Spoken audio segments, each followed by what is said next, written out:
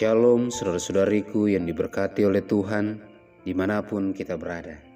Kita jumpa lagi dalam bacaan harian yang diambil dari buku Amanat kepada Orang Muda yang ditulis oleh hamba Tuhan Nyonya Ellen G. White dengan judul Jalan yang Lebar. Sementara itu, orang yang berjalan di jalan yang lebar selalu memikirkan dirinya sendiri, pakaiannya, dan segala kesenangan yang ada sepanjang jalan itu.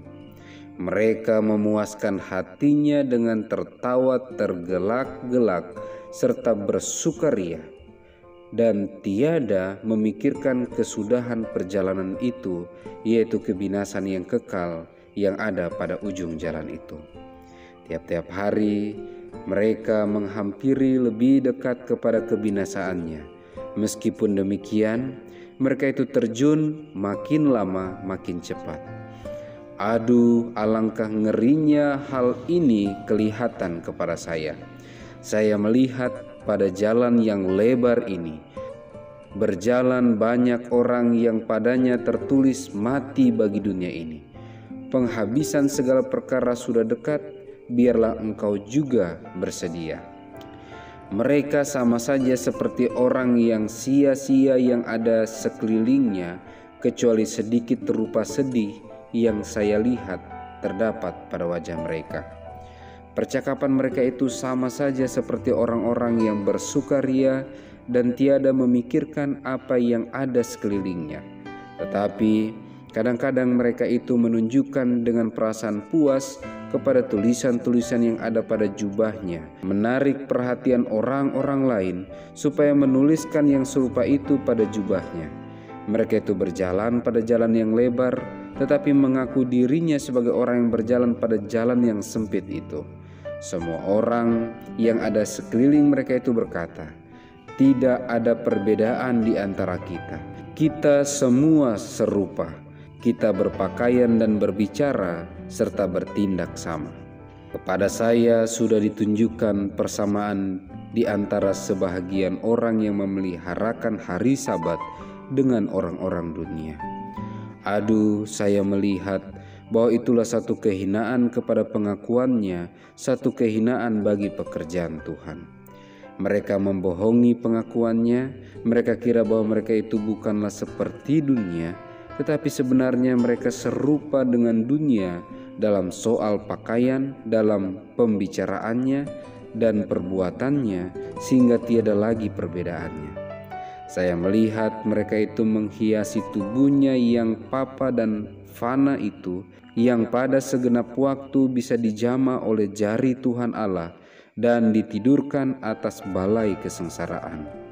Aduh, sementara mereka itu mendekati perubahannya yang terakhir, kesengsaraan yang maha hebat menyiksakan lembaganya, dan pada ketika itu datanglah pertanyaan yang maha penting. Apakah saya sudah sedia mati, sedia menghadap hadirat Allah pada hari penghukuman dan lulus dalam pemeriksaan yang maha besar itu? Tanyalah mereka bagaimana perasaan mereka tentang perhiasan badani mereka. Dan jikalau padanya ada perasaan yang tentang artinya bersedia menghadap hadirat Allah, akan diberitahukannya kepadamu bahwa jikalau mereka itu bisa kembali dan hidupkan hidupnya yang lama, maka mereka itu akan membetulkan kehidupannya, menjauhkan segala kebodohan dunia, kesia-siaannya, kesombongannya, lalu menghiasi tubuhnya dengan pakaian yang sopan dan memberi satu teladan kepada orang yang ada sekelilingnya. Mereka itu akan hidup untuk kemuliaan Allah. Mengapa begitu sukar untuk hidup dalam penyangkalan diri dan kerendahan hati? Karena orang-orang yang mengaku dirinya Kristen tidak mati bagi dunia ini. Di balik kematian ini kelak akan ada damai sentosa. Akan tetapi banyak orang yang rindu akan bawang-bawang yang di Mesir. Padanya ada tabiat hendak berpakaian dan berbuat sebanyak mungkin seperti dunia ini, tetapi ingin masuk surga. Orang yang demikian mendaki jalan yang lain, tiada dimasukinya pintu yang kecil dan jalan yang sempit itu. Orang yang demikian tidak dapat dimaafkan. Banyak orang berpakaian seperti dunia ini supaya mempunyai pengaruh, tetapi di sini diadakannya satu kesalahan yang sedih dan amat celaka. Jikalau mereka itu ingin mendapat pengaruh yang benar serta menyelamatkan, biarlah mereka itu menghidupkan pengakuannya, menunjukkan percayanya melalui perbuatan-perbuatan kebenaran, dan membuat perbedaan besar di antara orang Kristen dan dunia.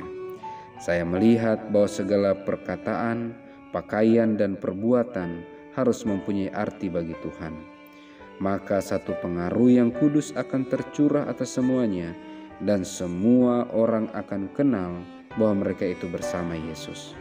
Orang-orang yang tidak percaya akan melihat bahwa kebenaran yang kita akui mempunyai satu pengaruh yang suci, dan dengan adanya kepercayaan terhadap kedatangan Kristus akan mempengaruhi tabiat seorang laki-laki ataupun perempuan.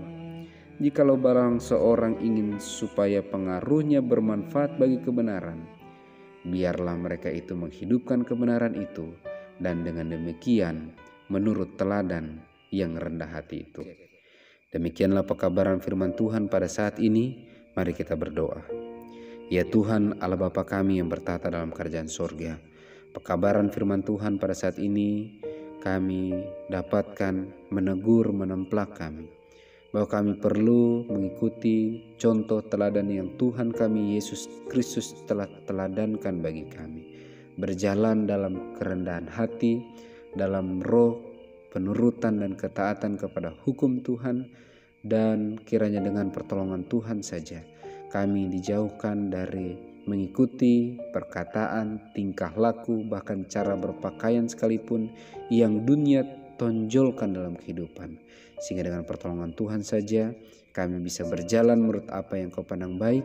Kami bisa menjadi pelaku-pelaku firman dan menjadi alat Tuhan bagi keluarga kami, lingkungan kami, sahabat kami, untuk datang lebih dekat kepadamu dan terus mengandalkan Engkau. Terpujilah namamu ya Bapa, dalam nama Yesus kami berdoa. Amin.